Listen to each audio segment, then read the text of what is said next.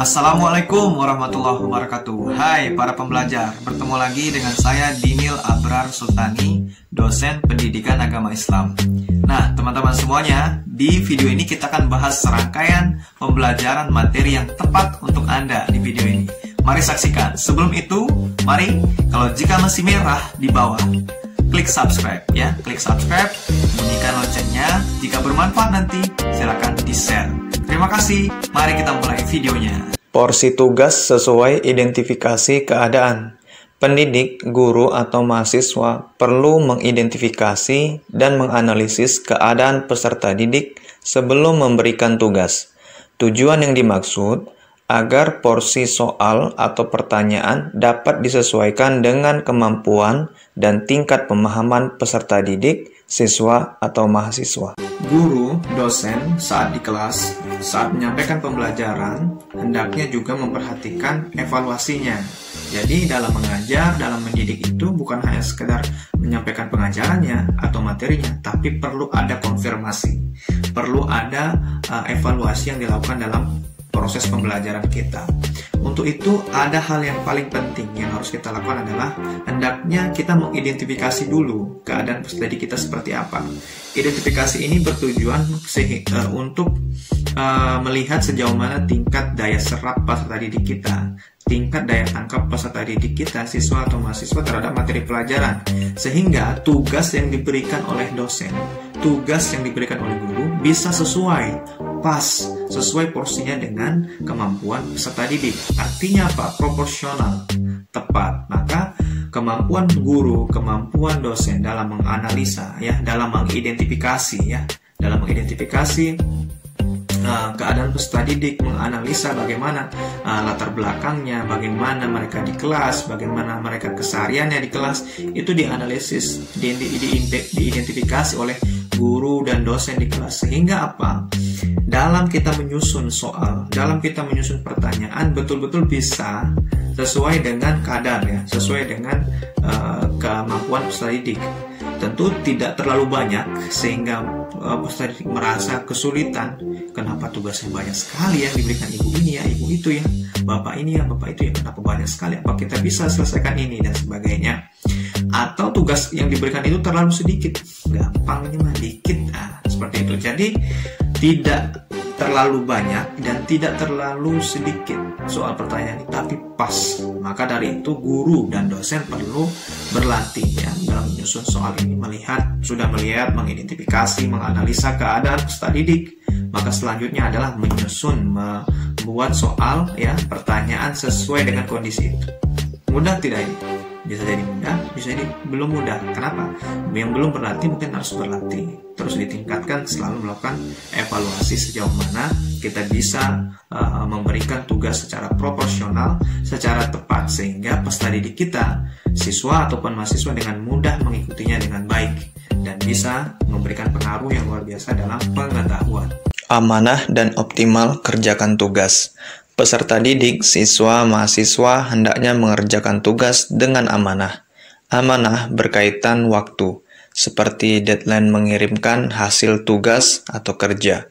Mengerjakan tugas juga dengan optimal dan kesungguhan diri. Saat memberikan tugas, ya, oleh dosen, oleh guru kepada peserta didik juga ditanamkan sikap untuk berlaku amanah, ya, berlaku amanah sesuai dengan target pemberian tugas itu. Misalkan dalam satu kesempatan peserta didik, ya, mahasiswa atau siswa mengikuti ujian di hari itu, maka sesuai target, dimulai jam berapa, selesai jam berapa, harus tepat, harus selesai itu. Jadi amanah di situ artinya ketepatan waktu.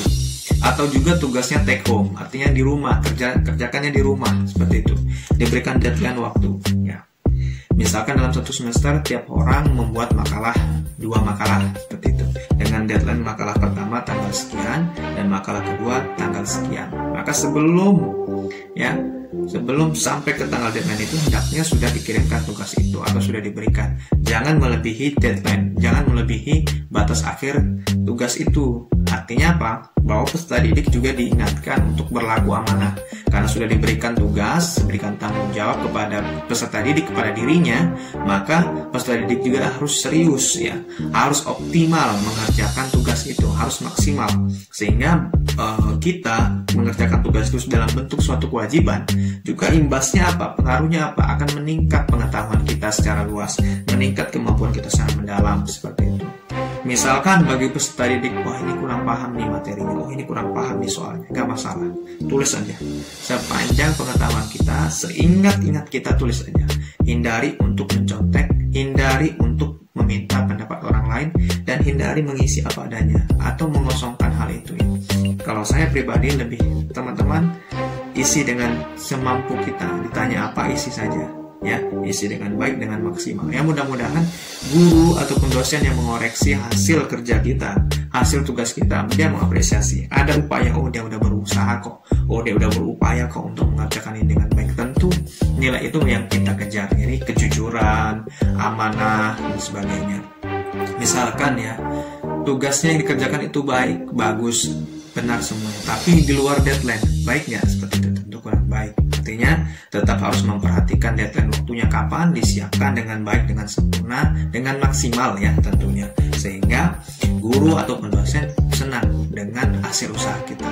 Apapun kabarnya, baik itu ya nanti kabarnya itu benar semua ataupun nanti kurang benar ya, itu yang penting kita sudah berusaha dengan maksimal dan kita sudah menyepakati dan serius menepati janji sesuai deadline ya, amanah dalam mengerjakan tugas. Melatih kejujuran, kerjakan tugas. Tugas yang diberikan dari pendidik, guru, dosen adalah suatu ujian yang diikuti oleh peserta didik secara jujur.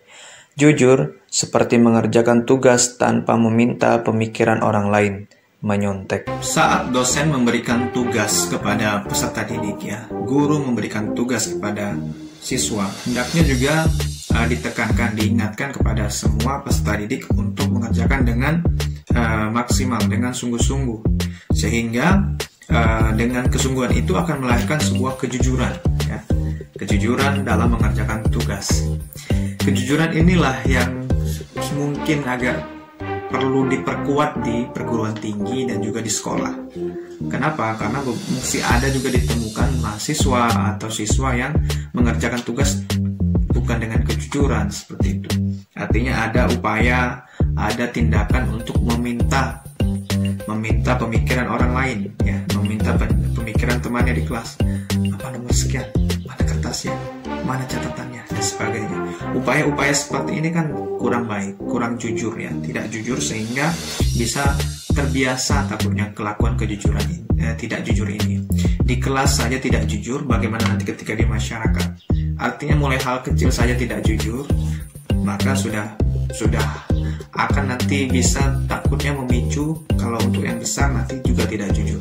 Makanya melalui soal-soal yang diberikan, pertanyaan-pertanyaan yang diberikan oleh dosen dan guru kepada peserta didik, hendaknya ditekankan juga kepada seluruh orang, semua orang untuk bisa mengerjakan dengan cara yang benar, dengan cara yang baik, dengan cara yang jujur.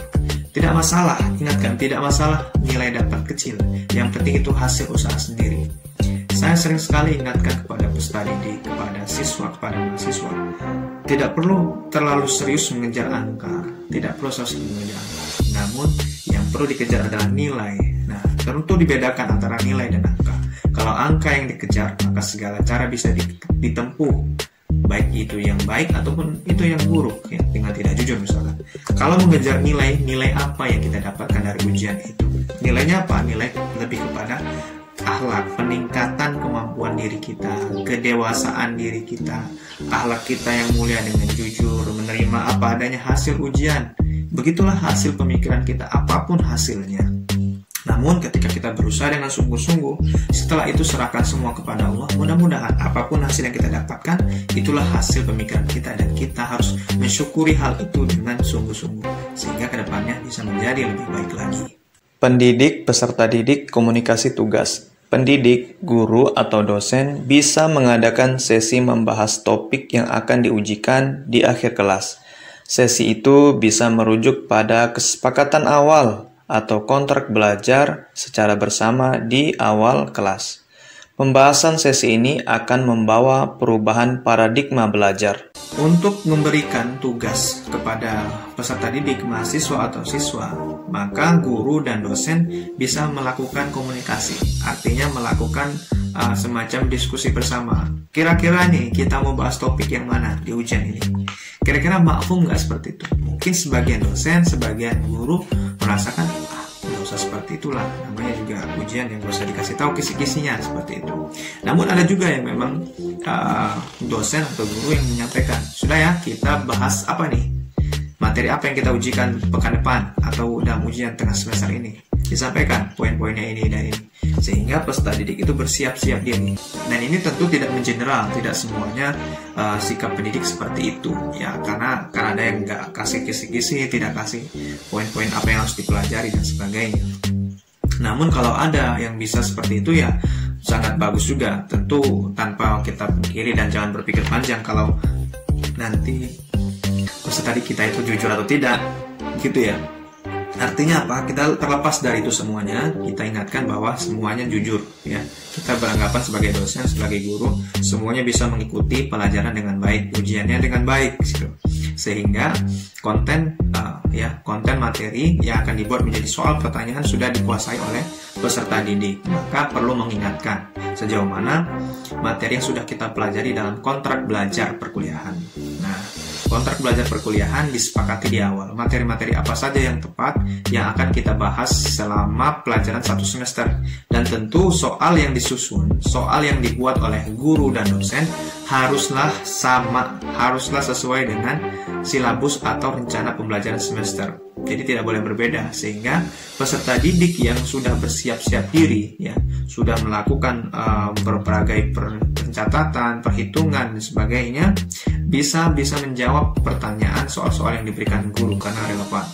Alangkah tidak baiknya ketika guru dan dosen menyusun materi yang berseberangan dengan yang diajarkan, sehingga peserta didik akan merasa kok apa yang dipelajari dengan yang diujikan berbeda. Nah, hal ini tentu harus kita hindari ya, sehingga harus ada kesenambungan ya, harus ada keterhubungan antara materi yang diajarkan dengan materi yang diujikan. Ada soal yang sama dengan materi yang dipelajari sebelumnya.